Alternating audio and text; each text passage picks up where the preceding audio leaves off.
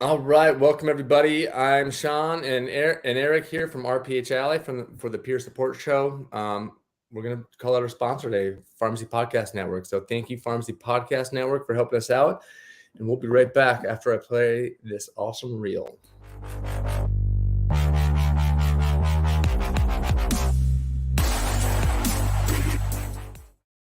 All right, Eric, what are we talking about today? Hey, Sean. As part of our peer support channel, RPH Ally, we're there to provide support to pharmacists and other pharmacy professionals who are going through different things in their lives, either professionally or personally. We're here for them. And I know you have an interesting story about something that happened during your professional career as a pharmacist. So I wanted to speak with you and have you, talk to the audience a little bit about what exactly happened, what you went through, and how, something like the RPH peer support channel could have helped you during that time. So to start off, you don't have to go into too many details if you don't want to, but let everybody know, what happened to you, as a pharmacist. Yeah, no, thanks, Eric. I think this is a great topic. A lot of lessons to be learned here. So I was the pick of a mail order pharmacy. High volume pharmacy, right? Thousands and thousands and thousands of prescriptions going out the door every day. And literally, so my role as pick there was really oversight, more of a management role. Like I didn't verify prescriptions. I wasn't in the queues. But you were still responsible for making sure that everything that went out of that pharmacy was done accurately. Right? 100%, right? Yeah. I mean, you're the pick, right? And I think Idaho is probably one of the only states that took away some of those restrictions or liabilities on the pick. But no, yeah, basically, you're responsible for everything. Doesn't matter, right? You have call centers all over the place, right? Not your fault if someone makes a mistake over there. But anyways, so I was on my 3-year anniversary. I was there and I got an accusation. I got these 2 big envelopes, right? They were huge, thick, 30, 40 pages, right? Of legal documents. And I was like a deer in headlights, right? I was like, whoa. Yeah. And, obviously I reached out to legal and they took care of me. But everything that point on was pretty much privilege, right? So the peer support group, which I love is I didn't have that, right? So anyways, right. I mean, everything's privilege. I can't, my only friends that I'm really connected with as far as pharmacy friends were my colleagues that I kind of worked with. Obviously I had other pharmacist friends that I hadn't talked to in a while, but again, everything's privileged, and it's like. And what do you mean when you say everything's privileged? Attorney-client privileged, right? So does that mean you weren't allowed to talk about what was happening? Correct. Yeah. Interesting. Were you allowed to talk about it with your wife, for example, or you're not supposed to? Technically not supposed to. Wow. Okay. I just wanted to say, how confidential, private is this stuff? And you're saying extreme. You can't talk about it with a soul. Yeah. I mean, and especially from my position, it was there was only a select few in the company that knew this was going on, right? And I couldn't even talk to my supervisors about it. That I had to that were overseeing all the pharmacists, right? And obviously, I had to talk to my wife. They didn't know about it then. They had no idea anything was going on. So you just had to pretend like everything was okay. Wow, interesting. Do you mind sharing with the audience why you received the big stack of papers? What did those papers say you did? A lot of it, was just operational issues, customer service stuff, things, delays in therapy, people saying they didn't get their medication in time. And I mean, there was So you didn't necessarily do anything wrong. You mentioned it briefly earlier. So you didn't fill any wrong prescriptions. You weren't caught being intoxicated at work. You weren't sleeping on the job. Nothing. You were just doing your job the best that you could possibly be doing it. And just kind of in that environment, the way that system is set up, these things are going to happen. It's almost like you were set up. These things were unavoidable for you. You could have done everything you could have, and these things would have happened. And I think that's what it sounds like.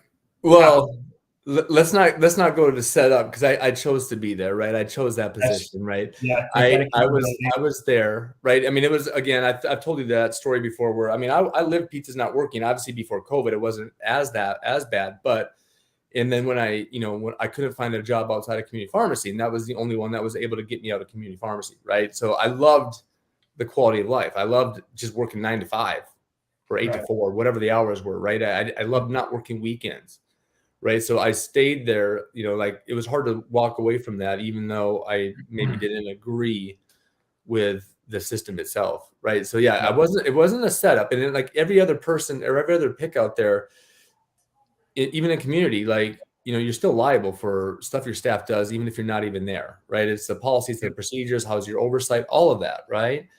That's interesting. You hear about that all the time in community pharmacy. I know there's a lot of stuff in the media right now about some of the chain pharmacies and some legal things that they're going through. Let me ask you this. Why would a pharmacist put themselves in that situation? I mean, tons of pharmacists are doing that same thing all the time. It's a great question. I don't have a great answer though. Yeah, maybe I don't know. They're afraid to say anything. They want the extra money. They want that job. One reason you got in trouble, you were telling me before, and you had to go to an ethics course, right? Yes. So it was an ethical concern that the Board of Pharmacy had. They said you were doing something not ethical, so we're going to send you to this ethics course to get some schooling on that. So you change your behavior. Yes. I think though, I mean, this is my theory on that, right? Like ethically, pharmacy practice related, everything was sound. Mm-hmm. But I was still there in that seat. Right. And I think the board had a problem just with that business model, right? Yeah. Ethically speaking. And I mean, we're going to unpack that on a later date, and we can dive deep into that one where I actually agreed with them. Like, I mean, my ethical decision was made when I decided to stay there a long time before that, right? Like once I got in there, learned the system, and I was like, whoa, but I stayed. So that was my ethical break. That but did I break any laws? No. It's like, yep. I mean, but we all took the pharmacist oath, like we do everything, for the benefit of the patient. But here I was practicing in a model that probably wasn't the best for the patient. Yeah.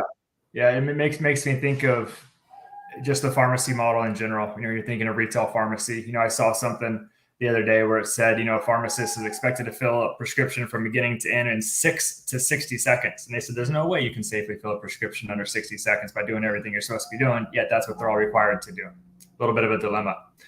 So let's go back to when you were going through this. You weren't allowed to talk about the details to anybody or about it at all to anybody. So how would your peers be able to support you in this process? I mean, it seems like that is very frustrating because you're just dealing with this all on your own. You have to keep everything, and you're not even allowed to talk about it or get help. It's got to be tough. Yeah, that's a great question, because it's can you, like, you can talk about, hey, I'm going through some legal troubles, I have an accusation, like, what would you do in this situation, right? I would have loved to have been able to talk to somebody about that. There was one, I mean, luckily there was one leader who's a PharmD JD that he was kind of like one of my favorite mentors, and he was brought in for advice. So he was like my one person I could talk to about it, because he was privileged, with the attorney-client privilege. But other than that, I didn't have any support. Now that was actually one of like my darkest times as a pharmacist, where it was scary, and it was like, what happened? Did you feel that your pharmacy career could have been over? Did that feeling, that kind of irrational feeling ever come over you? Yeah. 100%. Looking back at it now, you think that was ridiculous to ever have thought that, though. Yes. 100%. Yeah. No, totally. Like, I mean, even if I would have got a public reprimand, I mean, you can still practice with that. It may be harder to find a job, but I mean, as long as you can speak to it, right? Sure. But no, like I thought, I mean, my thoughts were, okay, my wife's a stay-at-home mom, 2 boys. If I can't be a pharmacist, what do I do? And that was before I really, like, RPHLI was just starting, right? Like, actually, it hadn't even started yet. I had only formed the corporation like a month earlier when this dropped. And I had this vision of getting out at some point, right? Like I was still like working on my exit strategy. Like, what am I going to do because now, like, these 2 companies are conflicting in ideology, right? So it was just kind of one of those things. But then that happened, and it was like, oh, I gotta stay.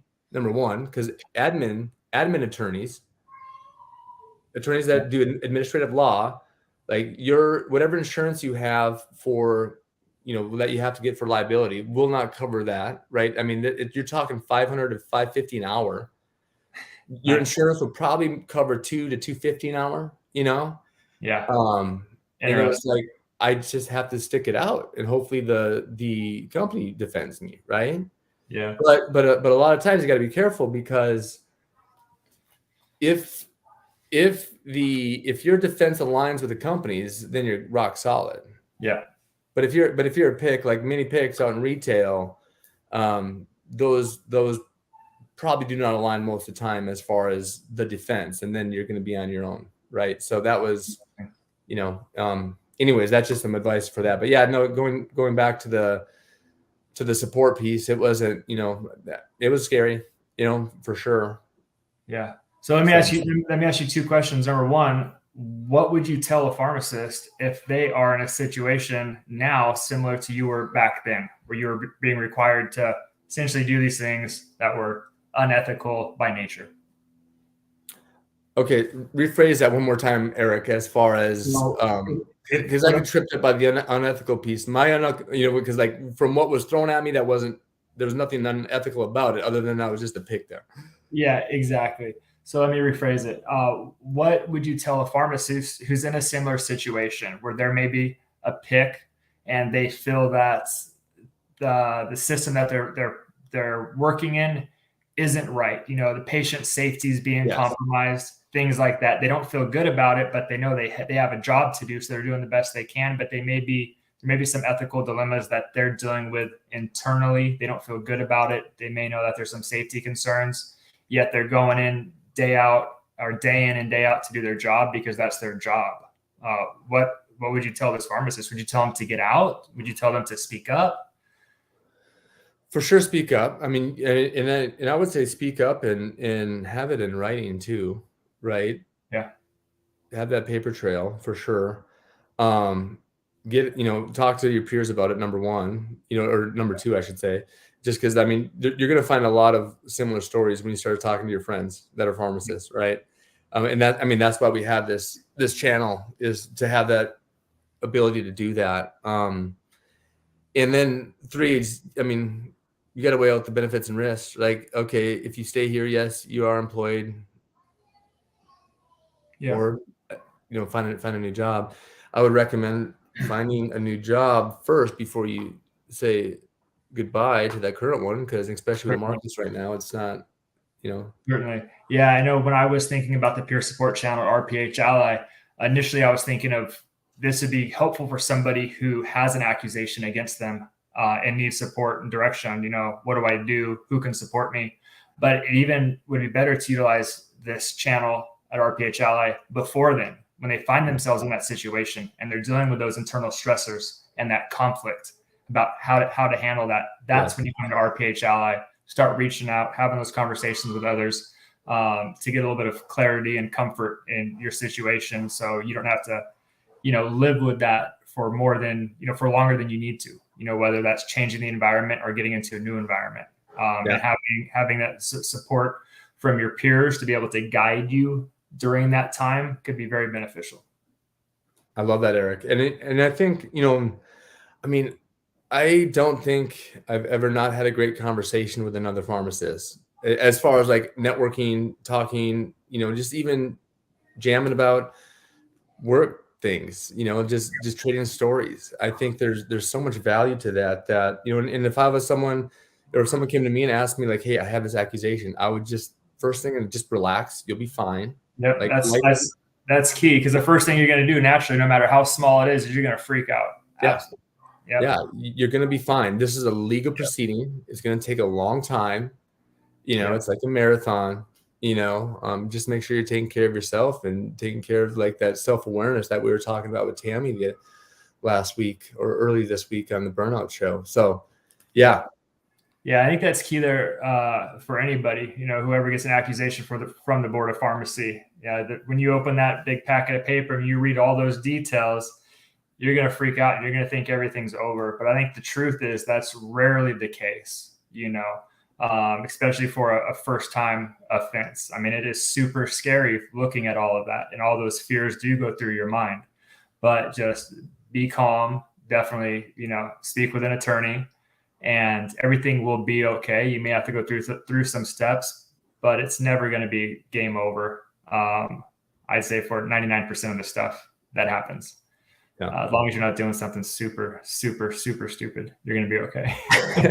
Well, yeah. Okay. So let's, like, everything we're talking about is like that pharmacist who wants to do good for the patient, right? If you're doing fraud, Medicare claims, yeah, good luck to you. But if you're like just a pharmacist practicing, right? Okay. No, yeah. Well, I mean, you hear about a lot of pharmacists who get in legal trouble outside of pharmacy, and there are some pharmacists that have done things, drug related, alcohol related, that have been, I've seen it. And I'm like, how does this guy still have his license? But the Board of Pharmacy knows that these things happen, and we are humans. There are substance use disorders, and it happens to everybody, whether you're a pharmacist or not. And if you're able to get that rehabilitation and make those corrections, which, almost everybody does, then, you're going to be fine. There's not going to be a problem. They don't need to revoke your license right off the bat. And they're not looking to do that. They're looking to protect the public because that's their job. But they don't need to, rarely ever do they need to take a pharmacist license away to be able to do that. No. That is definitely much further down the road. Yeah, they're looking to protect the public. And the one thing I did learn at that ethics course that most people don't know, they also want to protect the image of pharmacy. That I wasn't aware of that, which is, anyway, that's a good point. Yeah. I mean, the profession of pharmacy is it's a very trusted profession, the profession of pharmacy, and they have to keep that, that opinion of the public that, yes, I could trust my pharmacy. I could trust the pharmacist because that's a profession that we can trust as a society. So yeah, that is their job to do that. I never really thought about that, but I totally agree. Yeah. And I just want to quick add that my license is free and clear. It was dropped at the end of the everything. So just future employers out there, in case I need a job, it's free and clear. Yeah, no, you're very, very fortunate, and that makes sense too. I feel like your situation was treated very fairly, and honestly, I think generally the Board of Pharmacy is very fair on their proceedings. They're not going to punish you where punishment isn't due. So I'm glad everything worked out well for you. I'm sorry you had to go through that experience. I know it definitely wasn't fun. It was stressful, but you learned a lot from it, and now you can help many other pharmacists who may go through the same thing or something similar due to your experience. And that's pretty powerful. 100%, Eric. Everything happens for a reason, my man. Yep. Any closing thoughts, bud? No, I think we just about covered everything. I know we went a little bit longer than we usually do, but I enjoyed that conversation. So thanks for opening up about it. You got it, Eric. Thanks again, buddy. All right, Sean.